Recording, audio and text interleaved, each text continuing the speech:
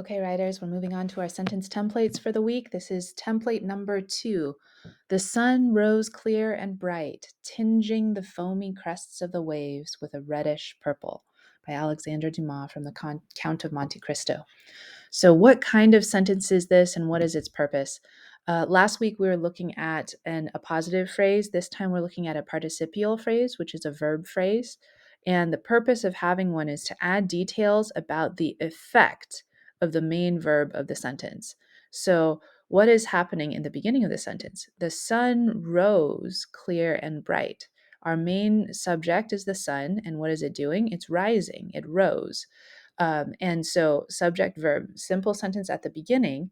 And what was it like when it rose? It was clear and bright. So, we have some adjectives adding on to that here. The key part is adding this comma where we see the effect of the sun rising. What happened as a result of the sun rising?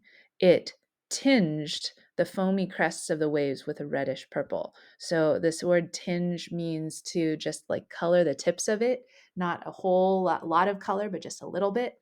And so when the sun rose, the color of the sun was tinging the foamy crests of the waves with a reddish purple. And you can see that in your mind where the waves are just red at the tips when they're foamy and white because the sun is rising.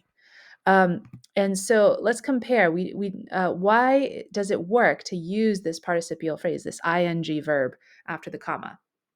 The sun rose clear and bright. Alexander Dumas could have stopped there. He could have just talked about the sun. But he wanted to add that detail about the waves, and it's so pretty seeing the foamy crests of the waves. So he could have written, the sun rose clear and bright.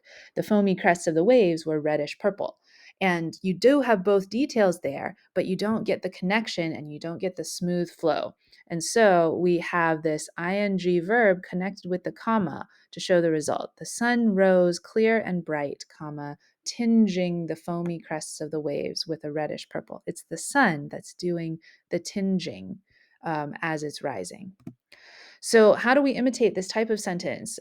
So, again, you've got your main subject and verb here. You've got your comma and your ing verb, and you're asking yourself, like, okay, what is the result of this main verb? And once you figure out the result, then you can put it in the second half of the sentence here. Let's look at some example imitations. The mug shattered into a million pieces, sending shards of porcelain into every corner of the kitchen. And so we have the same structure here. The mug shattered, the sun rose, the mug shattered, main subject, main verb. And then we have kind of some adjectives. Here we have a prepositional phrase, but either one is fine. The mug shattered into a million pieces, comma, sending. What is the result of the mug shattering? It sends shards of porcelain into every corner of the kitchen. So that the sending is our ing verb that connects the cause to the result. Example 2, Claire broke down and cried, filling the room with the sound of her wails and sobs. And so here our subject is Claire, and she did two things. She broke down and she cried. And what is the result of her breaking down and crying? We have comma, ing verb, filling. It's the filling the room with the sound of her wails and sobs. So give it a try yourself. You're going to do 5 imitations of our template number 2. Sorry, that should say number 2. In each one, use one of the words below: idle, chipper, burly, beseech, and confound. So go write some beautiful sentences imitating the sentence structure.